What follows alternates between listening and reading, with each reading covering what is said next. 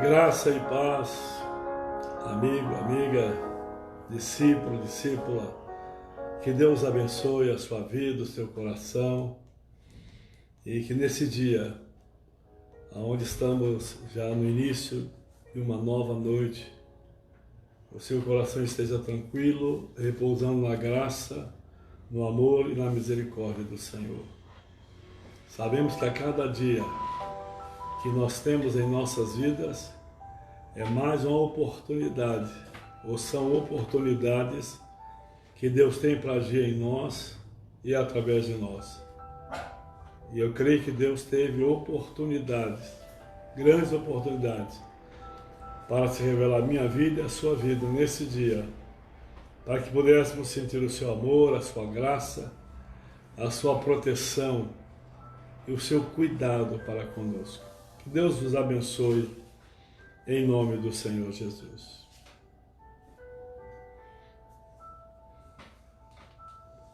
Nós queremos meditar no Evangelho de Lucas, capítulo 24, versículo 13. Lucas 24, o capítulo 24, versículo 13, que diz assim: e naquele mesmo dia, dois deles estavam caminhando em direção a um povoado chamado Emaús, que ficava cerca de 11 quilômetros de Jerusalém. E iam dialogando sobre todos os fatos recentemente ocorridos. Enquanto trocavam ideias e discutiam, o próprio Jesus se aproximou de ambos e começou a caminhar com eles. Entretanto, os olhos deles foram impedidos de reconhecê-lo. Então ele lhes questionou: o que vos preocupa e sobre o que ides discutindo durante a vossa jornada? E eles pararam entristecidos. No entanto, um deles, chamado Cleópas, replicou-lhe: és o único, porventura, que, tendo estado em Jerusalém, ignora os acontecimentos desses últimos dias? Ao que ele indagou: quais? E eles começaram a lhe explanar. Ora, o que ocorreu a Jesus, o Nazareno, que era varão profeta, poderoso em obras e palavras diante de Deus e de todo o povo, e como chefe dos sacerdotes, as nossas autoridades o entregaram para ser condenado à pena de morte e o crucificaram. E nós acreditávamos que fosse ele quem havia de trazer a total redenção a Israel. Mas hoje já é o terceiro dia desde que tudo isso aconteceu. É verdade também que algumas mulheres seguidoras conosco nos assustaram, porquanto foram de madrugada ao sepulcro, mas não encontraram o corpo de Jesus. Contudo, voltaram e nos relataram que tiveram uma visão de anjos que lhes asseguraram que ele vive. De fato, alguns dos outros seguidores entre nós foram ao sepulcro e encontraram exatamente como as mulheres haviam informado.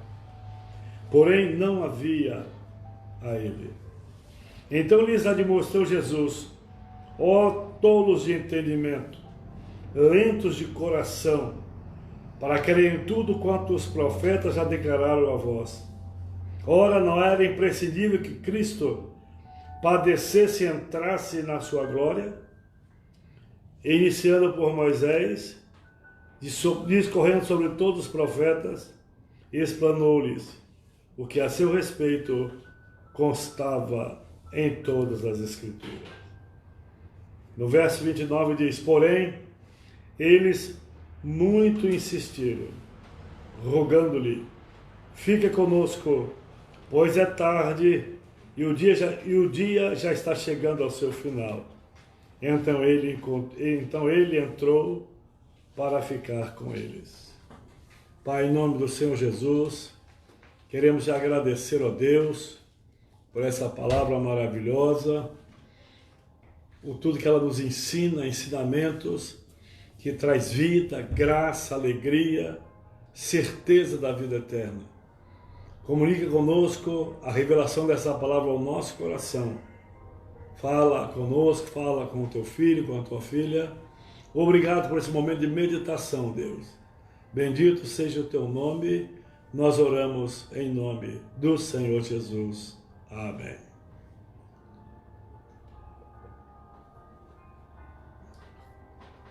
Havia uma grande desilusão no coração dos seguidores de Jesus, principalmente daqueles que estavam mais junto dele, mais próximo dele, todos os dias caminhando, vendo o operar de Deus através da sua vida.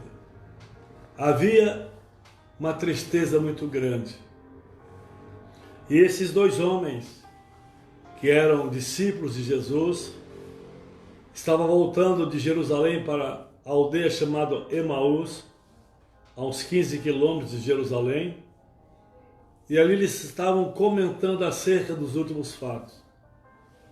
Eles estavam já seguindo alguns anos a Jesus, foram os primeiros a seguir a Jesus, a ser chamado pelo Senhor Jesus, e agora algo tão rápido acontece.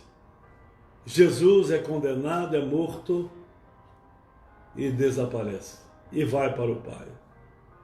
É interessante que Jesus, quando os encontrou, Jesus reivindicou aquilo que eles já tinham aprendido. Primeiro, aprendido dos profetas. Segundo, aprendido dele. Ele mesmo disse que ele morreria, mas ressuscitaria. E nós não ficaríamos órfãos. Ele enviaria o Espírito Santo, o nosso Consolador. E aqui também ele reivindica as palavras que os profetas, na antiguidade, antes dele, tinham profetizado que o Cristo iria morrer, seria sepultado e ressuscitaria ao terceiro dia. Mas parece que as palavras, os ensinamentos ficaram confusos na perca da pessoa física, do relacionamento diário com Jesus. E aqueles homens iam muito tristes caminhando naquele caminho. E Jesus, entrando naquele diálogo, disse: o que está preocupando o coração de vocês? O que vocês discutem entre si? Qual é o assunto que vocês estão conversando? O que preocupa os seus corações? A maior preocupação daqueles homens era que Jesus tinha morrido. Eles não sabiam, não entendiam, porque a doutrina da ressurreição é a doutrina do Novo Testamento. Todos que ressuscitaram no Velho Testamento morreram.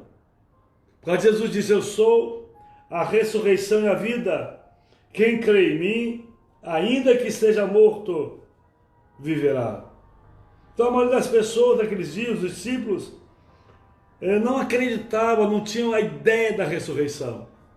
Então o poder da ressurreição, a ressurreição em si, começou com o Senhor Jesus. Porque antes de Jesus ninguém ressuscitou. E quando Jesus ressuscitou, os que tinham morrido todos ressuscitaram. Aqueles que estavam no Senhor, morreram firmados na promessa, foram para o descanso de Deus.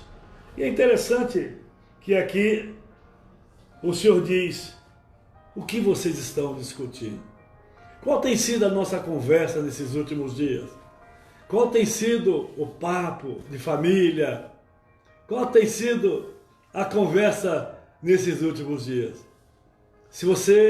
Quando você liga o seu televisor, o assunto é o mesmo: coronavírus, morte, internação, acréscimo de morte, acréscimo de homens e mulheres que são vitimados por esse vírus. Eu creio que esse assunto, geralmente, o que nós vemos é o único assunto que os homens, as mulheres, as famílias estão discutindo. E ali, por causa que Jesus disse: o que vocês estão discutindo? às vezes em conversar muito sobre um assunto, isso começa a fazer parte da nossa vida e começa a nos entristecer. Se eles tivessem firmado nas promessas do Senhor, na palavra de Deus, que o Cristo ressuscitaria, eles não estariam tristes. Então, se nós estivermos firmes, sabendo que Jesus levou sobre si todas as nossas enfermidades, doenças, dores, pecados, decepções, depressões, tristezas, e sobre o seu sofrimento da cruz nós fomos sarados, não estariam tanto dando ênfase ao assunto dos dias desse tempo, que é o vírus, o coronavírus. Meu amado, eu creio que nós temos coisas muito excelentes para conversarmos em casa, compartilharmos, nos inteirarmos, abrir o coração. E Jesus percebeu que aquela conversa gerava uma profunda tristeza no coração deles. Eles estavam falando entristecido porque estavam diante de um quadro de morte. O nosso mestre, o nosso Mashiach, o nosso Messias, ele morreu. Ali naquele caminho, eles disseram: tu és o único porventura que, tendo estado em Jerusalém, ignora os acontecimentos desses últimos dias. Ou seja, você é um homem desinformado que não sabe a dor que o mundo está passando, a dor que nós estamos passando, a situação que houve em Jerusalém. O rei, o Mashiach, Jesus Cristo, ele veio e os homens o mataram. É interessante que aqueles homens pensaram que Jesus fosse uma pessoa mal informada. E eu quero dizer para você que Jesus é uma pessoa bem informada. É um Deus bem informado. Ele sabe de tudo que acontece na terra. Não sabe de tudo que acontece, não somente, mas ele tem um controle de tudo que acontece. Antes que esse vírus fosse instaurar na terra, nas nações da terra, ele já tinha visto, já tinha contemplado a minha vida, a sua vida, as nossas necessidades, nossos problemas. Deus está no controle de tudo. E aqui eles vão perguntar: você é um homem, um viajante que vem de Jerusalém e não sabe das últimas notícias? Eu quero dizer que Deus sabe das últimas notícias da sua vida. Aonde você tem tido medo, constrangimento, temor, você tem realmente se enclausurado com tristezas, achando que esse vírus, essa doença vai alcançar a sua vida. E aí você começa a perder horas de sono, começa a perder o ânimo de ler a Bíblia, de orar, de buscar a Deus. Mas é nessa hora que eu e você tem que buscar o Senhor, porque sabemos que Jesus, ele sabe de todas as coisas, ele conhece o nosso coração, ele sabe do estado da nossa alma e sabe o estado do mundo que estamos vivendo. Mas ele está, aleluia, com as suas mãos estendidas para nos proteger e nos guardar. E ali eles disseram: olha, nós acreditávamos, ou seja, nós acreditávamos que fosse ele que haveria trazer total redenção a Israel. Hoje é o terceiro dia desde que tudo isso aconteceu. Pensávamos, achávamos, acreditávamos. Então, até a morte de Jesus, até ele ser posto na cruz, eles tinham a fé que Jesus veio trazer paz a Israel, trazer salvação a Israel, trazer salvação ao mundo, porque ele é, e declarou que ele era o Salvador do mundo, a porta, quem entrar por ele salvar-se-á, entrará, sairá e sairá pastagem. Então eles sabiam, eles criam, mas diante dos problemas da vida, diante do desaparecimento, diante da morte de Jesus, eles começaram a não crer mais. Não crer. Às vezes as lutas nos levam a enfraquecer a nossa fé. Jesus disse que o homem como João Batista no mundo não houve e não vai haver. Homem íntegro, santo, homem de fé. Mas este homem, quando estava ali preso na prisão de Herodes, ele sabia, João Batista sabia, que ele não sairia vivo daquela prisão. Ele mandou alguns dos seus discípulos perguntar a Jesus: és tu aquele que vem de vir, o Messias, o enviado de Deus, ou ainda haverá de vir outro? Então, na sua fraqueza, na sua dificuldade, no seu trâmite de dor naquele presídio, João Batista perguntou: será que é ele, o Messias? E Jesus, sabendo a fragilidade da nossa alma, assim como da de João Batista, diz para os seus discípulos: vocês parem aqui, andem comigo nesse dia, e tudo que vocês veem, vocês reportarão a João Batista. Então eles viram Jesus ressuscitando mortos, transformando vista aos cegos, levantando o paralítico. E aí Jesus disse: vocês agora voltem e falem com João Batista, porque essas eram as prerrogativas do Messias, que ele veio para que o homem tivesse vida, salvação, cura. Ele veio curar os cativos de alma, pôr em liberdade os oprimidos, anunciar o ano aceitável do Senhor, curar os paralíticos. E aí aqueles homens, discípulos de João Batista, quando voltaram, disseram para ele, ele entendeu que era Jesus, o Cristo, que ele não tinha trabalhado em vão, porque João Batista foi o precursor, ou seja, foi o preparador do caminho de Jesus. E é interessante que aqueles homens disseram: nós acreditávamos, ou seja, hoje a nossa fé se exauriu, não sabemos para onde ele foi, não sabemos em si o que vai acontecer daqui para diante. E aí eles falaram: olha, nós temos até alguns relatos, que algumas mulheres foram ao túmulo, o encontraram vazio, depois alguns dos apóstolos, mas nós em si estamos desiludidos desse caminho. Nós estamos voltando para Emaús, para a nossa vila, para o nosso aconchego pessoal. Nós estamos desiludidos. E aí, na caminhada, Jesus com eles, Jesus começou a explanar as Escrituras, mostrando que era imprescindível que o Cristo padecesse para que entrasse na sua glória. Explanou-lhes o que a seu respeito constava em todas as Escrituras. Então Jesus dessecou, Jesus mostrou, expôs a eles tudo, ou seja, algo ou parte que as Escrituras já relatavam a respeito da sua vinda ao mundo para morrer por nós.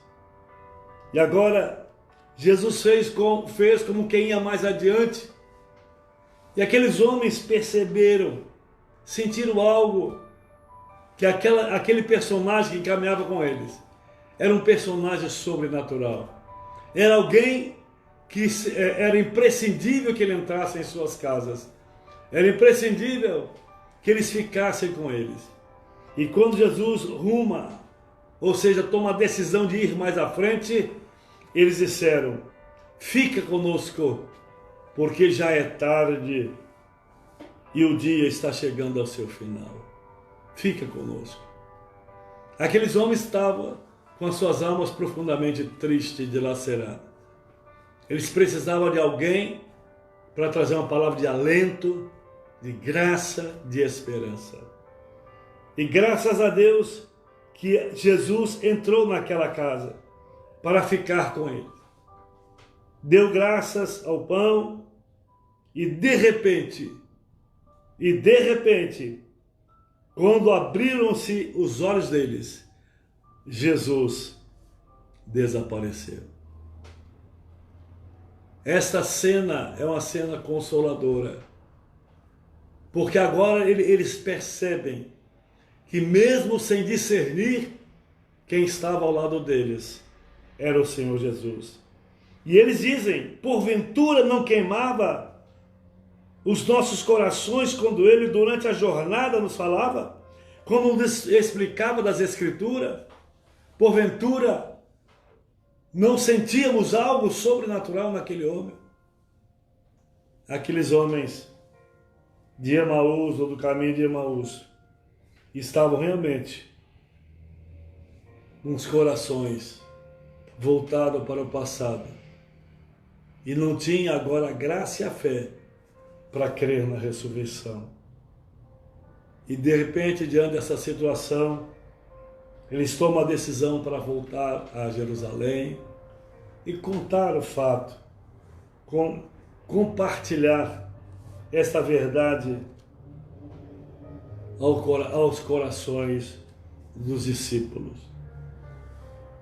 Jesus, ele sabe que nós precisamos da sua presença 24 horas.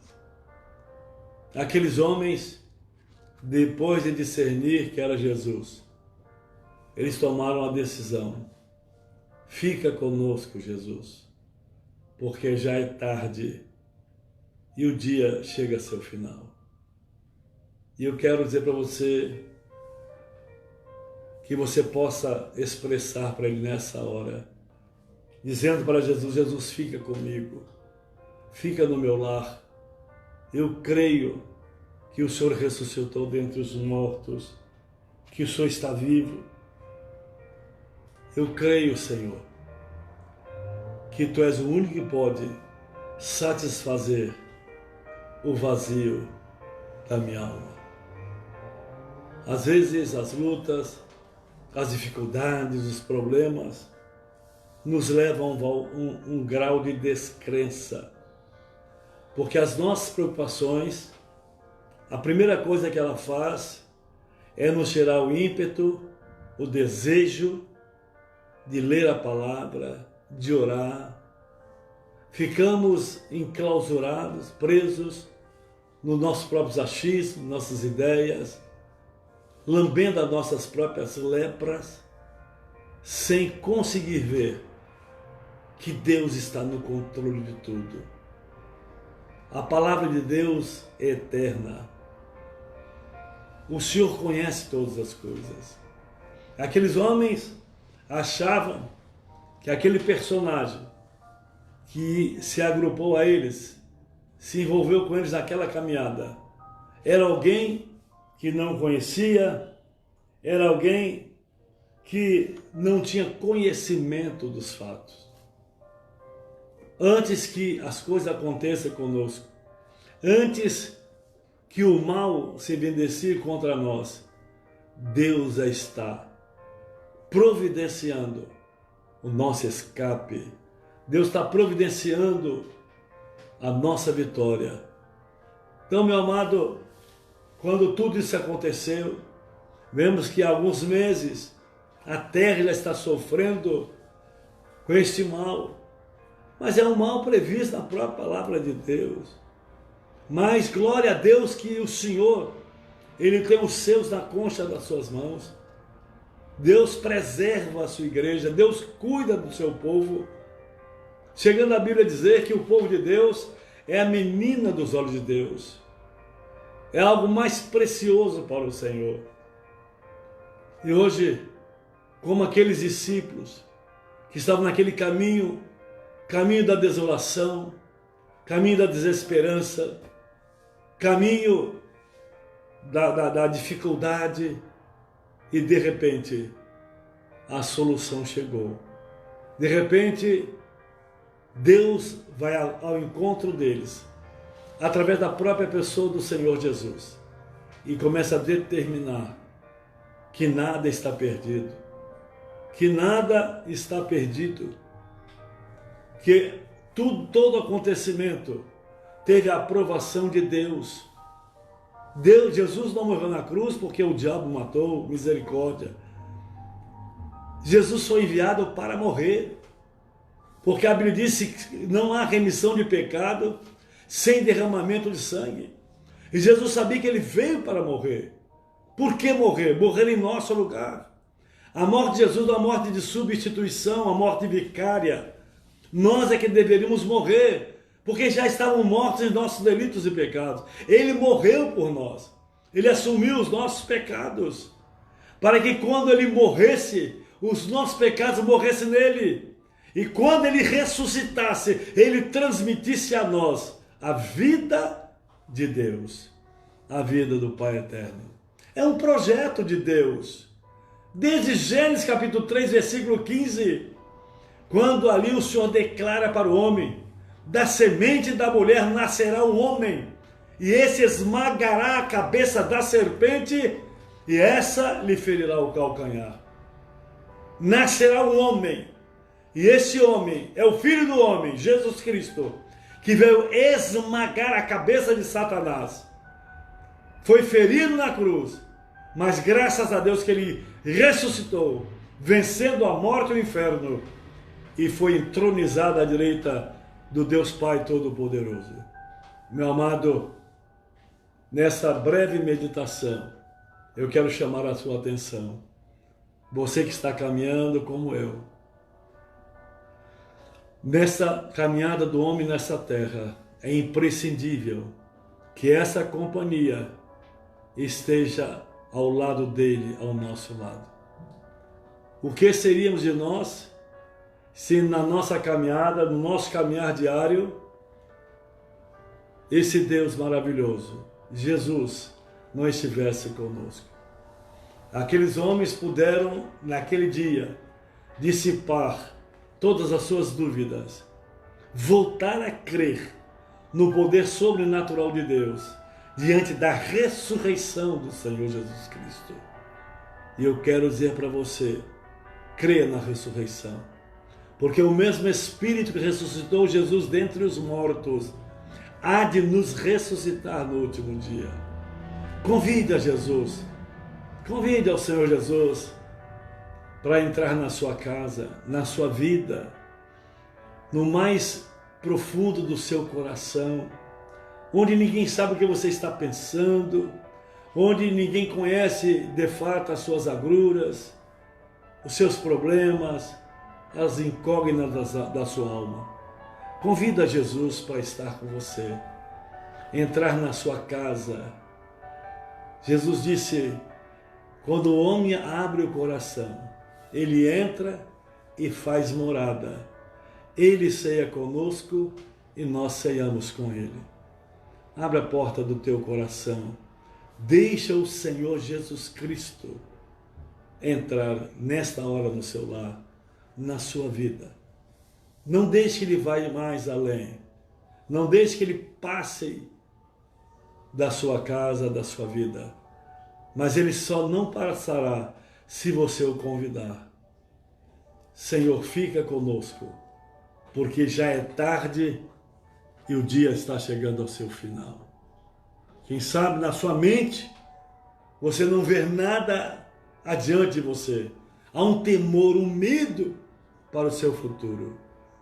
Mas quando ele entra na nossa caminhada, quando ele entra na nossa casa, ele abençoa as nossas vidas e muda o nosso destino e muda o nosso coração. Que Deus abençoe a sua vida em nome do Senhor Jesus. Que você não deixe Jesus passar além da sua casa, mas que agora você o convide dizendo, Senhor, venha, entre na minha casa, porque o dia já se vai. O dia está chegando ao seu final. O dia chegou ao final e eu preciso da sua companhia nessa noite. Obrigado, Senhor.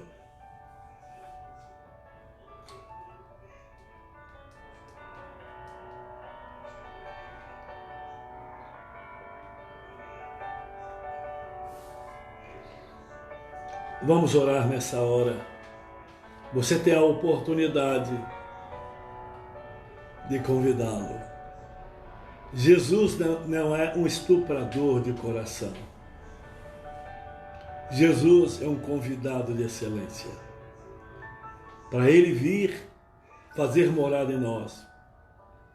Para ele entrar ao nosso favor, ele precisa ser convidado. Convide ao Senhor para estar na sua vida. Pai, em nome do Senhor Jesus, obrigado, porque nada furta aos teus olhos, nada passa, ó Deus amado, nessa terra acontecendo, sem que o Senhor, antes que aconteça, já saiba o que vai acontecer. Obrigado, Deus. Nós não nos preocupamos porque sabemos que diante de tudo que acontecesse, diante, ó Deus, da instauração desse mal, desses males na terra, o Senhor já estava contemplado, governando tudo e governando a todos. Agora, Senhor, dá-nos da Tua graça, fortaleça-nos para que possamos, ó Deus, vencer as guerras diárias, o medo, a fragilidade da alma, ó Deus, a depressão. Em nome de Jesus, entra no coração desta vida agora, todo espírito de depressão, tristeza, sai agora em nome do Senhor Jesus. Que o teu povo tenha certeza que o nosso Redentor vive, que Ele reina, Ele venceu a morte, Ele venceu o inferno, e Ele tem o conhecimento de tudo e o conhecimento de todos. Ele sabe de todas as coisas, nos mínimos detalhes que acontecem nessa terra. Obrigado, Senhor, porque o governo e o domínio estão nas mãos do Senhor Jesus. Obrigado porque o Senhor ressuscitou. Que não venhamos a ficar chorando por morte, por problemas, por enfermidade, por circunstâncias adversas. Enxuga as lágrimas do rosto da tua filha e do teu filho. Coloca um novo cântico em seus lábios. Coloca alegria nos seus corações. E nesta tarde e noite, que seja declarada a tua bênção. Que a tua filha e o teu filho entre nessa noite descansando no poder de Deus. Descansando na tua graça, sabendo que as nossas vidas estão ocultas em Deus. Porque Deus é o guardador de Israel. Deus é o protetor do seu povo. Deus é o Senhor da vida da igreja. Bendito seja o teu nome, ó Deus.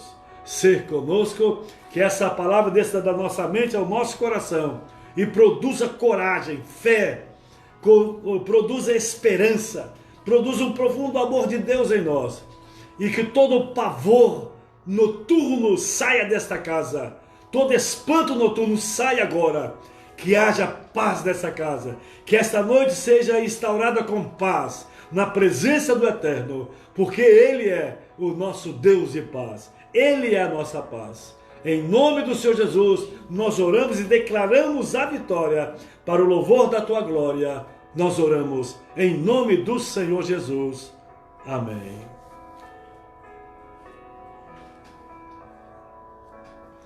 Que Deus abençoe a sua vida. Amanhã, sexta-feira, estaremos de volta às 18 horas. E você não pode se esquecer, domingo, o nosso culto será às 18 horas.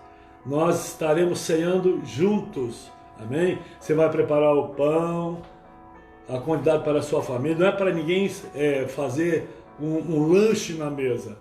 Essa ceia não é para abastecer o estômago. É um testemunho da morte e da ressurreição do Senhor Jesus. Você sabe. Então corta os pedacinhos de do pão, coloca o suco da vide, o vinho, o suco da uva, e cada um compartilhe desta ceia. Estaremos ceando domingo às 18 horas. É o grande culto da ceia, da comunhão. E nós estaremos ligados nesse mesmo espírito. Mesmo com as portas fechadas do templo físico, o povo de Deus estará numa grande reunião. Todos nós, ceando, louvando e engrandecendo o nome do Senhor. Eu espero você domingo às 18 horas. E amanhã, às 6 da tarde, uma palavra para o seu coração, para a sua família, em nome de Jesus. Que Deus os abençoe. Um beijo no coração.